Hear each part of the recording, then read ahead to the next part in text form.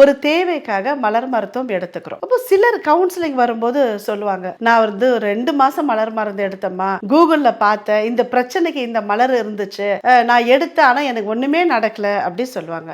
ஏன் மலர் மருந்துகள் சில நேரங்களில் சரியான நாம் எதிர்பார்க்கக்கூடிய ரிசல்ட்டை தரதில்லை? அப்போ என்னன்னா, மலர் மருந்து மேல எந்த தவறும் இல்லைங்க. நாம சரியான மலர்களை தேர்ந்தெடுக்கல அப்படின்றதுதான் அர்த்தம். என்னுடைய தேவைக்கு எந்த மலர் தேவதையை நான் எடுக்க வேண்டும் அப்படின்ற புரிதல் நம்மளுக்கு ரொம்ப அவசியம் இல்லையா? ஒருத்தர் பிரச்சனையை அதிகமாக சொல்லும் பொழுது எந்த மலரை உங்களுக்கு கொடுக்கிறது அப்படின்னு நமக்கே ஒரு தடுமாற்றம் ஏற்படும். அப்ப இதுக்காக பரம்பரை பொக்கிஷம் வருடத்தில் ஒரு முறை ஒரு ட்ரைனிங் செஷன் வைக்கிறோங்க. வரும் 22ஆம் தேதி சென்னையில் ஹோட்டல் ரெசிடென்சி டி நகர்ல நடக்குது. நேரடி வகுப்புங்க. உடனடியா அந்த பிரச்சனையில இருந்து நான் எப்படி வெளியே வர்றது அப்படின்றத எடுக்கக்கூடிய அற்புதமான வகுப்பு இது.